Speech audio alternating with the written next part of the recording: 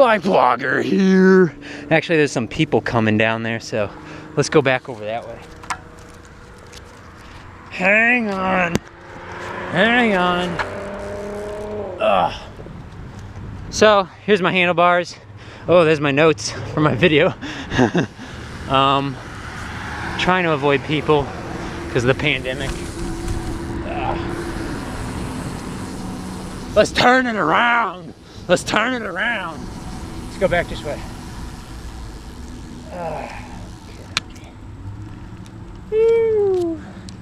So, I don't know, maybe I can do this while I'm riding.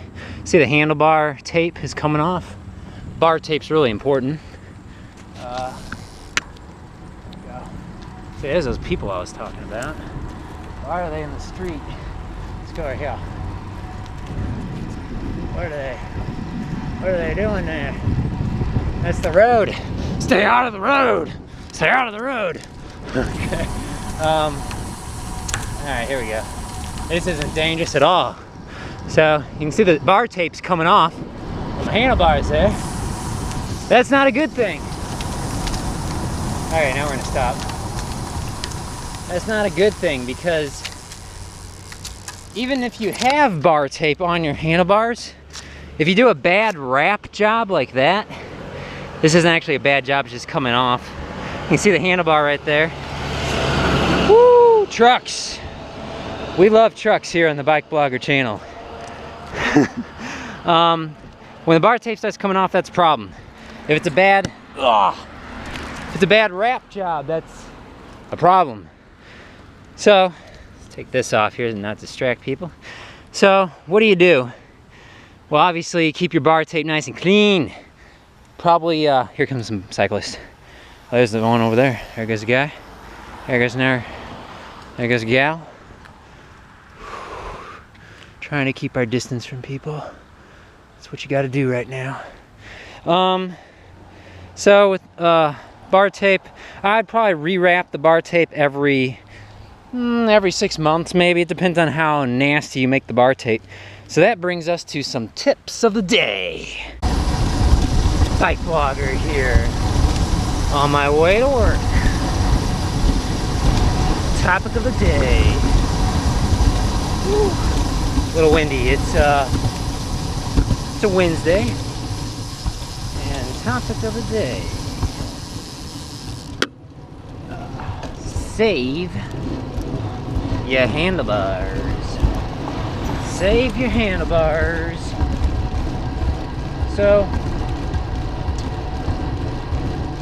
handlebars are kind of important. It's the one thing you hold on to when you're holding onto the bike. Because if you just held onto the top tube, you'd lose your balance and probably fall down. I suppose it is possible to. I don't want to try it right now, but I suppose it is possible to just grab onto the frame and try to balance the bike and not even use the handlebars. I mean, you can ride with no hands. You just got to kind of sit upright. I'm leaning down because I'm riding on a bike with the handlebars that stick way out like these guys. So yeah, save your handlebars. What do I mean by that? Woo. A little bit of traffic. It feels pretty dang wonderful right now. It's about 85 Fahrenheit and it's October. So, actually pretty dang nice right now.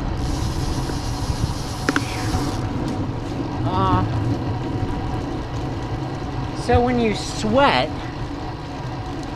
your sweat can corrode your handlebars. Believe it or not. Even if you know you don't even have steel handlebars, if you have aluminum handlebars, aluminum doesn't rust, it corrodes, but we're just splitting hairs here. The sweat from your hands can create holes in your handlebars. And that's when you gotta really start to worry. If you got holes in your handlebars, that's a problem. The handlebar could fail. You could snap it off. I mean, if you know you're and you're pulling hard on the handlebars. Now if you just got a little rust or some corrosion, some of that nasty salt and aluminum oxide caked onto your handlebars, that's not really a big deal. Let's go this way. That's not really a big deal. It only becomes a real problem when you have holes going through your handlebars. Okay, this way.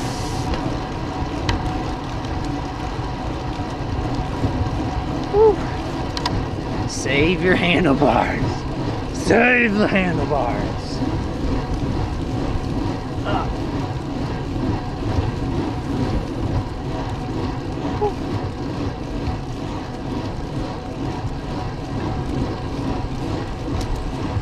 So I'm on my way to work, but I'm actually going the wrong direction.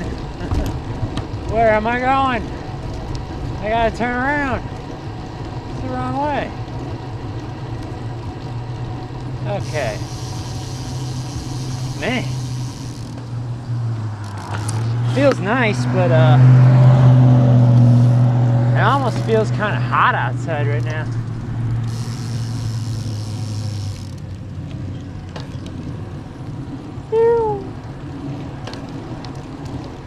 We missed the light. Oh well. Have to make a right. That's the light. Tips of the day. So how do you prevent screwing up your handlebars? Well, one thing you can do is wear gloves. That's a big thing you can do. Wear gloves. So if you're wearing gloves, you're gonna soak up the sweat. These gloves are kind of messed up. I recommend wearing some gloves that aren't all torn up.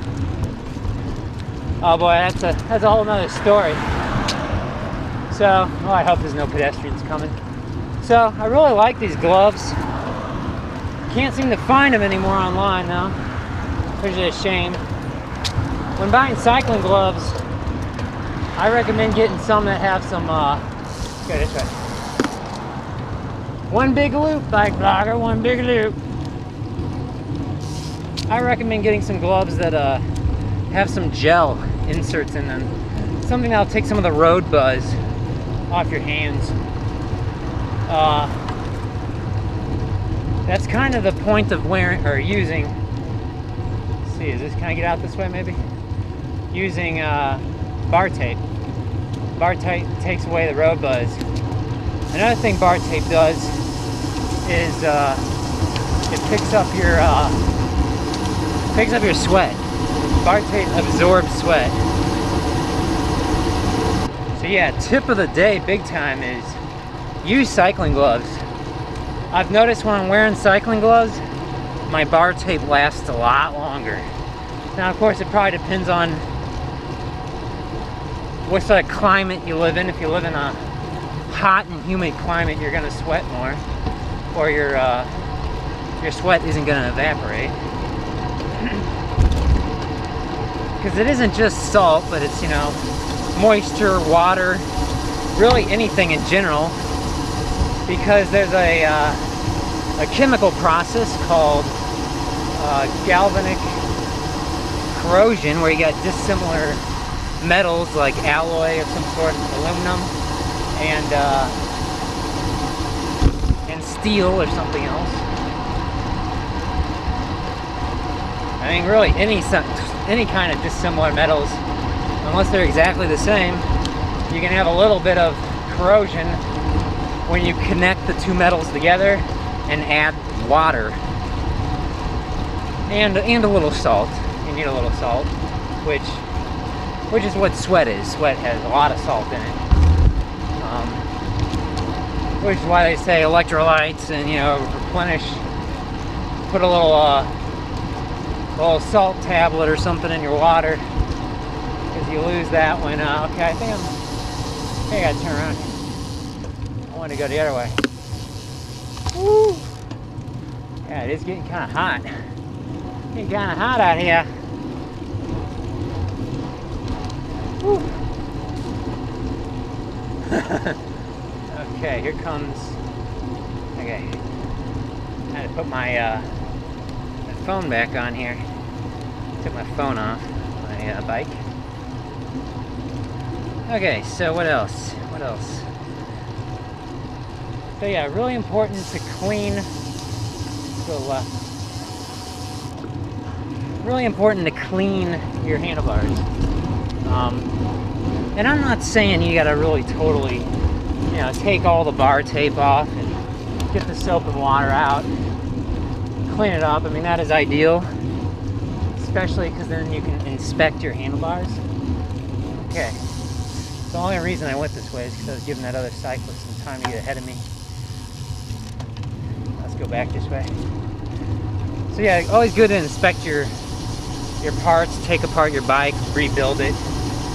But most people aren't going to do that every few months, especially if you're like me and typical bicycle commuter.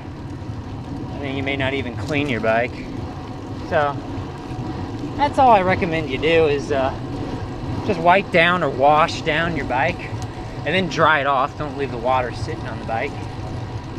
And you should be probably pretty good for quite a while. But also just especially use cycling gloves, because cycling gloves I've noticed over the years, cycling gloves make a big difference. They'll soak up the sweat for you, and it won't end up getting into your bar tape.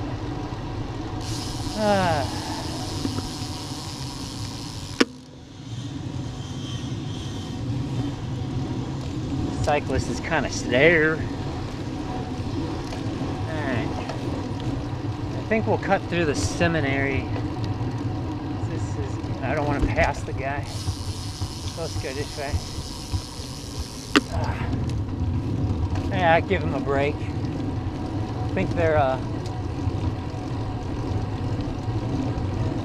hauling a backpack or something on their back. I don't have anything on my back. I like to carry stuff on my bike in the water bottle cages or or like a saddle bag maybe, or a frame bag really. Prefer not to have anything on my body.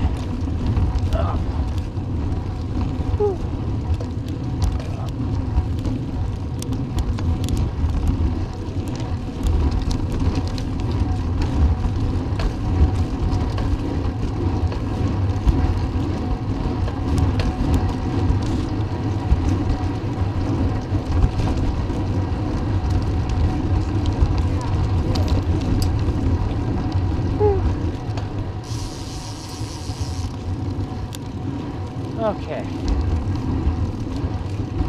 Yeah, I really want to... I think I might be on campus right now, so I really want to get off of this property because I don't want to get political here. I'm not wearing a mask.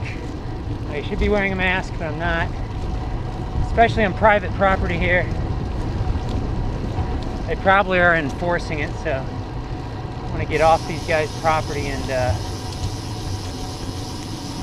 out of their hair. Try to stay on the road so I can just avoid people. Avoid that pandemic virus going on around right now.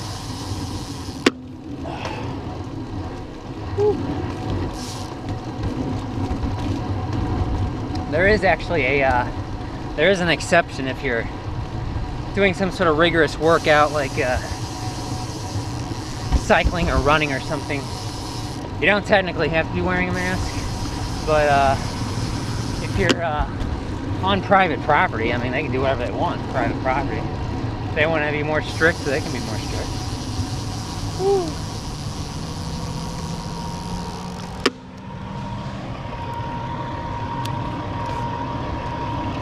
Huh. What's that flatbed truck pointed the wrong way on the street? Ah! Knew it was gonna come to this. Gonna miss the light. Yeah, especially when someone's backing into the street.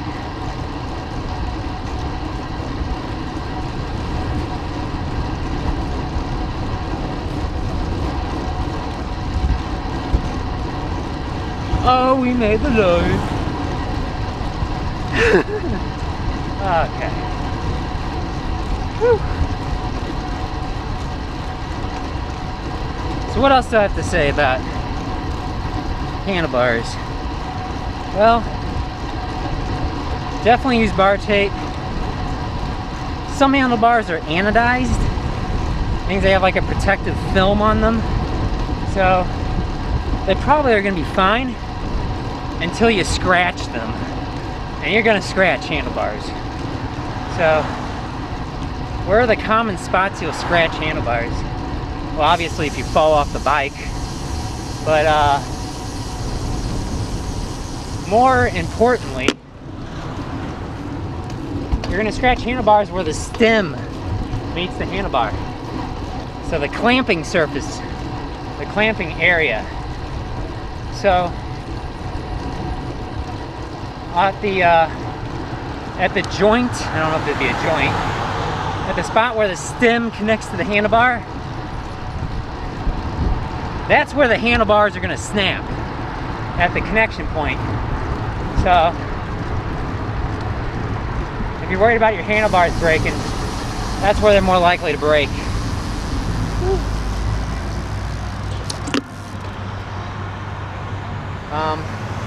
So always pay attention around the stem handlebar interface.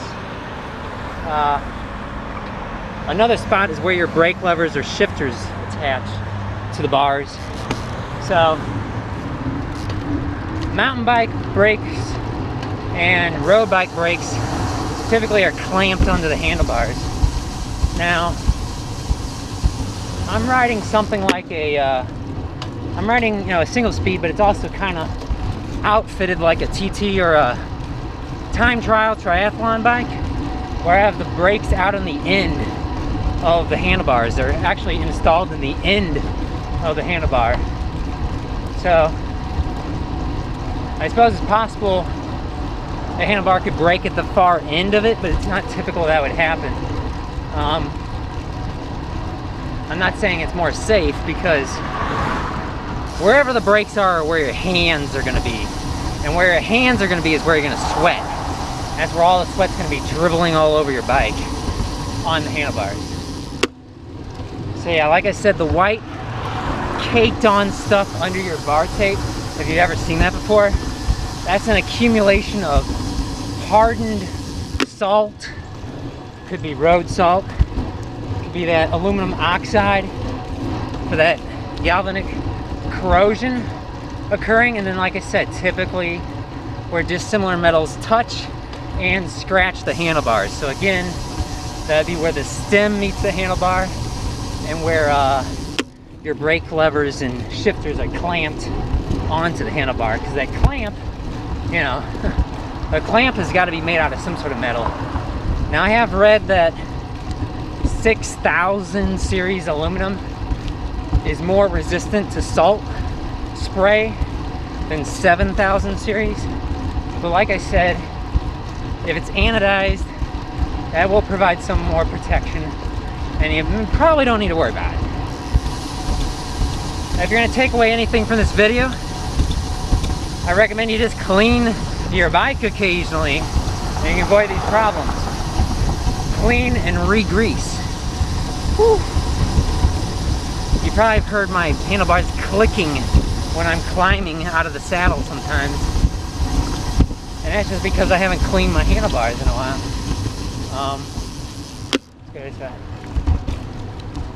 So, always important to keep the handlebars clean and re-grease the contact points.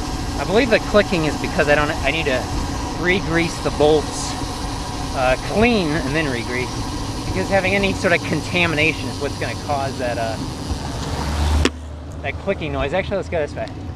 It's going to cause the clicking noise. So I've talked about that in previous videos about bike noises. You can do a search, BikeBlogger bike noises. Woo! So anyway, we're at work now. I gonna be able to get around this guy? Okay. Yeah, I had a feeling he wasn't gonna move because even though I heard him closing the door up in the storage truck there, shipping truck, I didn't hear him turn the motor back on. And I know it's a gas-powered vehicle because most vehicles are gas-powered. Even though California wants to move to fully electric in 2030 or 2035 or something, supposedly is what the governor's saying. They will not be selling any brand new cars that are non-electric after 2035, I think. I don't know, look it up. Anyway, thanks for watching the Bike Blogger Show, and I'll see you next time. We're at work now. Bike Blogger, yeah. Bike Blogger, yeah.